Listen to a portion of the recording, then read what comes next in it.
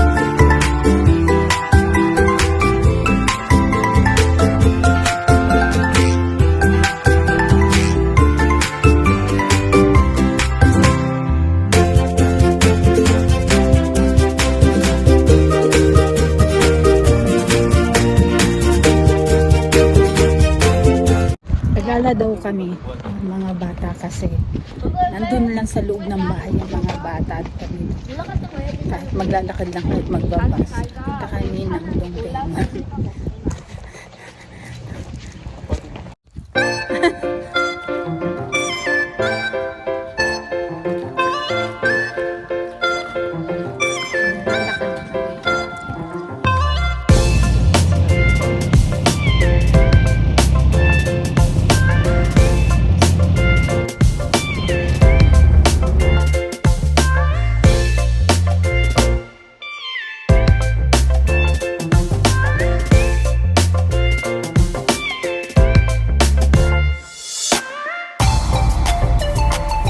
So ito guys, ang road papunta ng Seoul. So napakaganda at napakalawak nung kanilang mga lagusan at bridges at saka roads nila. Complete with facilities at mga CCTV. Napakalinis pati at saka walang naglalakad sa mga highway.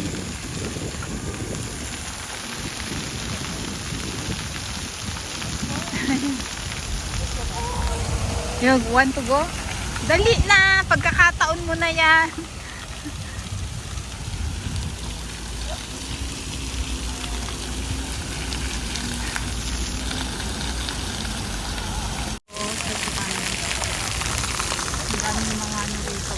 So guys, ito pala yung part ng Seoul. At sa taas may parke, sa baba ay merong shopping mall at saka train station. Train station guys.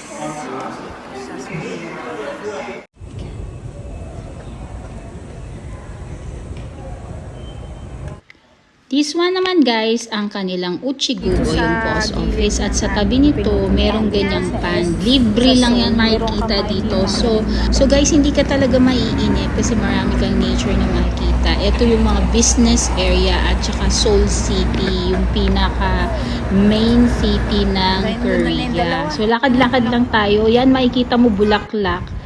At sa loob, maraming subway at saka underground shopping mall dito, magkakadugtong. So underground naman na ito ay makikita natin yung isa sa pinakamalaking school supplies or book supplies ng Korea, wherein you can see a lot of things. Ayan, may second, third, fourth pa yan na underground. Majijima.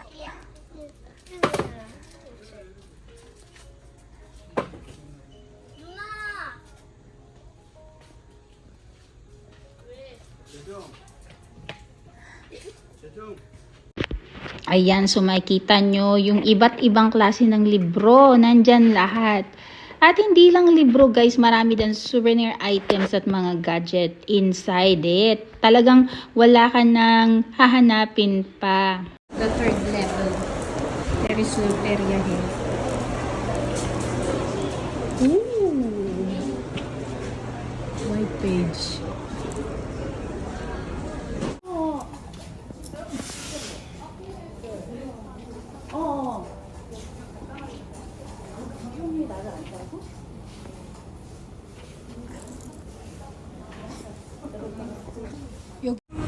Oh, stir-fried kimchi.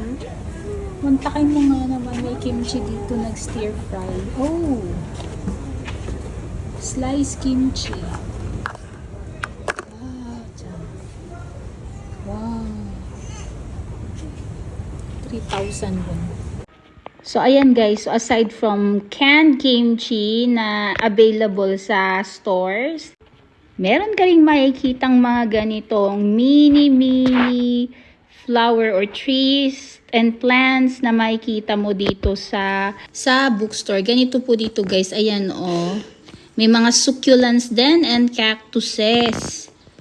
So, wala ka nang hahanapin. All you need to do is check out what do you like. May mga litups din. Ayan.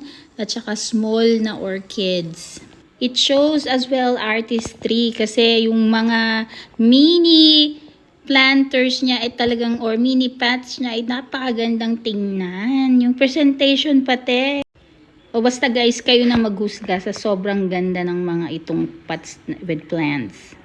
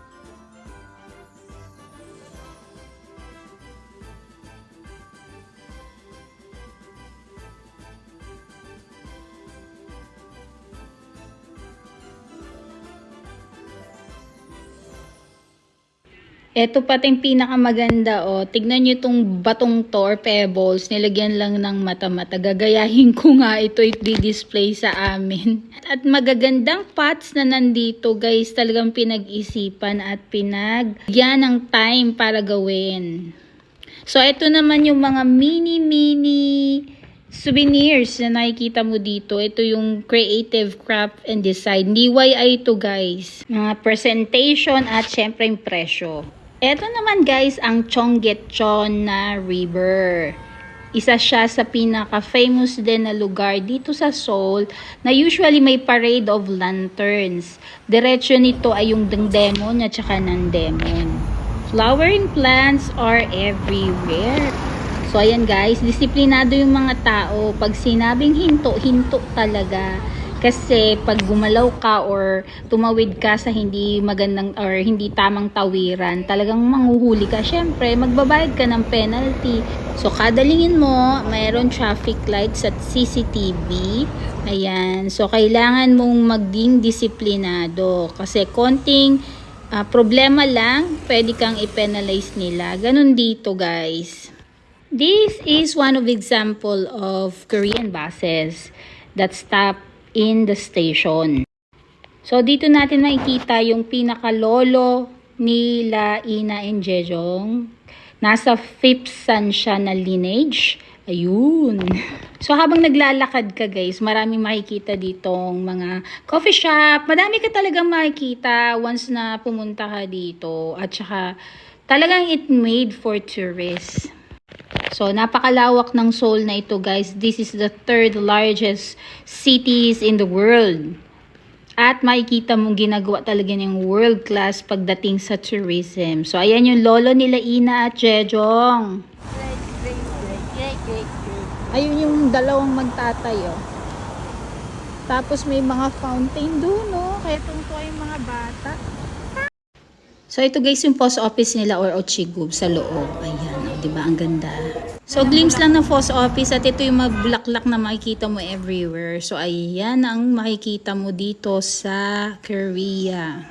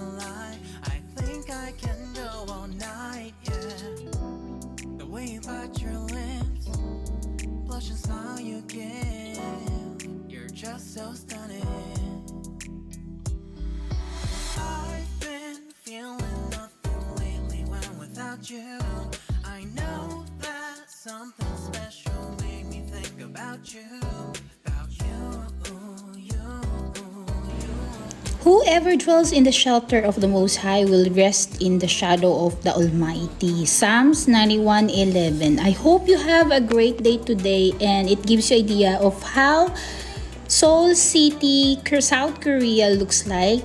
Have a blessed day. Take care everyone.